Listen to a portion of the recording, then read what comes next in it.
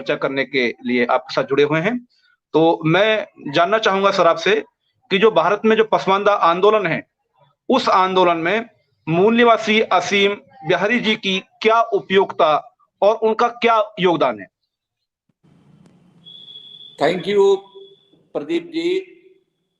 और यहाँ बहुत खुशी हुई हमको जान करके कि जनाब प्रोफेसर सज्जाद साहब, जिन्होंने मरहूम मौलाना आसिम बिहारी साहब पर काम किया है, इनकी किताब आई है, बल्कि इनकी किताब का रस्म इजरा हम लोगों ने दिल्ली में पटना में हम लोगों ने कराया और उसमें चीफ मिनिस्टर भी थे और यहाँ से वो किताब रिलीज हुई, रांची से भी हुई, तो वो भी मौजूद हैं।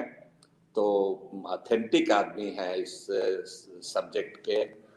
और दूसरे हमारे बहुत पुराने साथी कलीम अंसारी साहब न सिर्फ ट्रेड यूनियन लीडर हैं, बल्कि वामसेफ के आंदोलन से बहुत लंबे समय से ये जुड़े हुए हैं।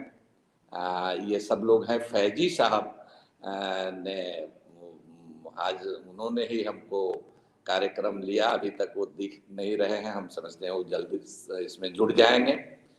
आप सब लोगों को शुक्रिया।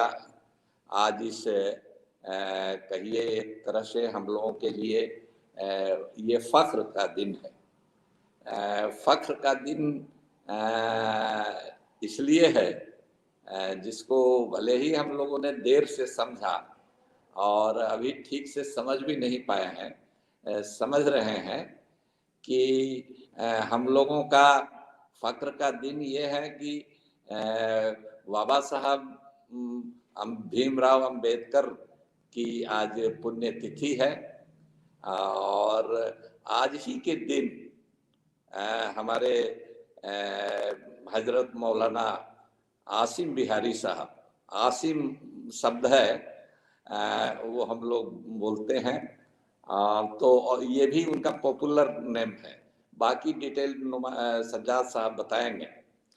तो उनकी भी कहिए यौमे वफात हम लोग उर्दू में कहते हैं, उसका ये दिन है आज। तो ये दो लोग जो चिंतक थे, विचारक थे, समाज को बदलना चाहते थे, उसकी लड़ाई लड़ी।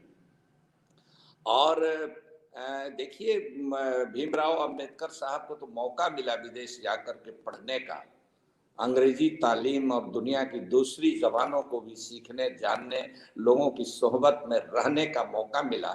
लेकिन मौलाना आसिम बिहारी साहब को, वो तो एक बीड़ी मजदूर थे बिहार शरीफ के, जो नालंदा जिला है अभी उसका हेडक्वार्टर है, वहां के एक बीड़ी मजदूर अपने किशोरावस्था में एक लुंगी और गमछा लेकर के भाग जाता है कलकत्ता, अल्हड़ उम्र होती है वो, और वहां जा करके बीड़ी बनाने लगता है। और बीड़ी बनाते बनाते जो राष्ट्रीय आंदोलन चल रहा था, फ्रीडम मूवमेंट, उसके भागीदार बन जाते हैं। वो मौलाना आजाद और गांधी तक के संपर्क में आते हैं और दोनों को संपर्क में नहीं आते, सिर्फ आते, दोनों को अपनी कारकर्दगी से, अपने क्रियाकलापों से प्रभावित करते हैं। और इस कदर प्रभावित करते हैं वो लोग, हैरत में है कि एक बीड़ी बनाने वाला मजदूर ये घूम घूम करके, अब तो उस तरह का नहीं मिलेगा, लेबर लॉ से बचने के लिए माने मजदूर एक जगह उतना इकट्ठा नहीं होते हैं। तो उस समय गोदाम होता था बीड़ी, जहां सैकड़ों लोग, 50 लोग, दर्जनों लोग बैठ करके एक साथ बीड़ी बनाते थे। तो उसका एक मजदूर इस तरह की चेतना रखता है वो, लेकिन वो ये नहीं शायद जानते थे उस समय कि एक दूसरी चेतना भी समाज के उस तबके की, जिसको आप मूल निवासी कहते हैं, जिसको आप जुलाहे कहते हैं, जिसको आप बुनकर कहते हैं। तो जब 1857 में अंग्रेजों ने हमारी सनतों को, बुनकरी के धंधे को तहस नहस कर दिया, तो इस तबके के लोग, कुछ लोग बीड़ी बनाने का काम करने लगे। तो बीड़ी बनाने वाला एक मजदूर इस तरह की चेतना रखता है, सामाजिक बराबरी, समाजी इंसाफ, सोशल जस्टिस, सोशल इक्वलिटी की बात करता है और नेशनल मूवमेंट में भी शिरकत करता है। और मौलाना आजाद और गांधी इस कदर उनसे प्रभावित होते हैं कि उनको ऑफर करते हैं कि भाई ये छोड़ करके बीड़ी बनाना, आप होल टाइमर हो जाइए, हम लोग वेज देंगे। वो कहते हैं कि नहीं, वतन की खिदमत के लिए हम वेज नहीं लेंगे। कैसे चलेगा, आपकी रोजी रोटी कैसे चलेगी? तो मौलाना कहते हैं कि बीड़ी, जो जिस गोदाम में बीड़ी मजदूर हैं, वो हमारे लिए एक बंडल बीड़ी एक्स्ट्रा बनाते हैं। जिस दिन मैं दूसरे जगह तकरीर करने जाता हूँ, फ्रीडम मूवमेंट के बारे में, समाजी बराबरी के बारे में लोगों को बताने के लिए भाषण करने जाता हूँ, तकरीर करने के लिए, तो हमारे हिस्से का एक बंडल वो बना देते हैं, उसी में हमारी मजदूरी, हमारा पेट चल जाता है। तो ये खुददारी, ये हुब्बुल वतनी जिसको देशभक्ति कहते हैं, ये समाज के निचले तबकों को मेन स्ट्रीम में लाने की ये बात, अंग्रेजी नहीं जानते थे, विदेश नहीं गए थे, लेकिन यही कारवां नहीं रुका उनका, ये बढ़ता गया, देश भर में घूमते रहे, विदेशों में तक, माने विदेश मतलब जो नेपाल, उसको हम लोग विदेश नहीं मानते हैं, वहां तक भी गए। आपके नागपुर में, मैं नागपुर के प्रदीप जी हैं, दोनों प्रदीप जी नागपुर के हैं, नागपुर में गए हैं, वहां आप लोग बेहतर जानते हैं, वहां 10-11 बजे रात के बाद कोई मीटिंग होती है, चाहे इंदिरा गांधी का जमाना हो या और किसी का जमाना हो। तो हमारी भी मीटिंग 2 बजे रात तक चली, 12 बजे से शुरू होकर के 2 बजे रात तक 2 घंटा। वहां पता चला कि वो वहां भी जाते थे और लोग भूल गए हैं, ये आदमी बाहर का आकर के एक नया लड़का आसिम बिहारी साहब का नाम ले रहा है। वहां भी वो पहुंचे थे। हम इलाहाबाद पहुंचे, कलीमुद्दीन साहब को हमने ये बताया था पहले, और कलीमुद्दीन साहब को ले करके हमको ये पता चला था कि उनका इंतकाल जो है, यौमे वफात जो दिन आज हम लोग मना रहे हैं, उनकी जो कब्र है वो इलाहाबाद में है, लेकिन ये कहाँ है किसी को पता नहीं।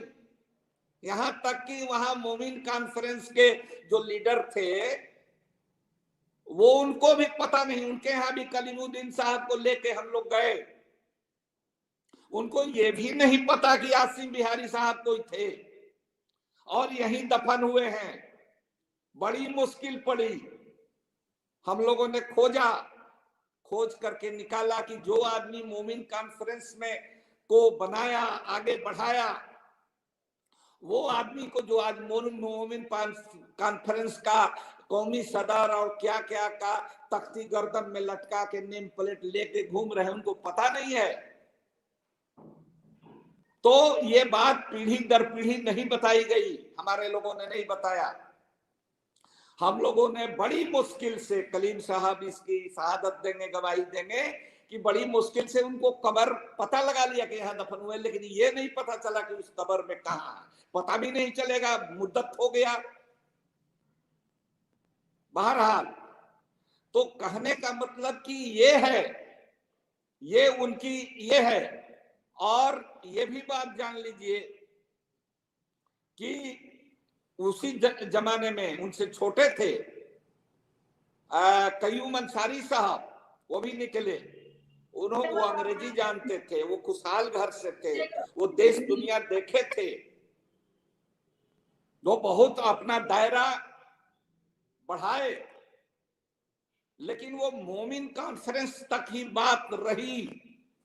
और ये अच्छी बात है, यही दौर था। किसी बात को अगर समझना है तो आज की परिस्थिति में देखना चाहिए। उस समय जो इसी तरह के संगठन बनते थे, तबकाई संगठन बनते थे, या तो ट्रेड यूनियन के लाइन पर। एक बात और जान लीजिए कि ये जो मोमिन कॉन्फ्रेंस था, उसका झंडा लाल था, उसमें माकुर, वो जो शटर होता है, माकुर हम लोग बोलते हैं, एक छोर से दूसरे छोर तक जाता है, वो शटर उस पर था और हथौड़ा था, तो ये उसका झंडा था। तो दौर का, राजनीतिक वातावरण का, एक तरह से मूवमेंट का, ज्यादातर जो बुनकर इस तबके के लोग थे वो कपड़ा बुनने के धंधे में थे, या फैक्ट्री में वो अगर कपड़ा उनका गांव का बंद हो गया, सनत बंद हो गई, उद्योग धंधा बंद हो गया, अंग्रेजों ने चौपट किया, अनवर सर, तो वहां अनवर चले सर, गए। हाँ, तो मैं दूसरे आपने कहा मैं दूसरे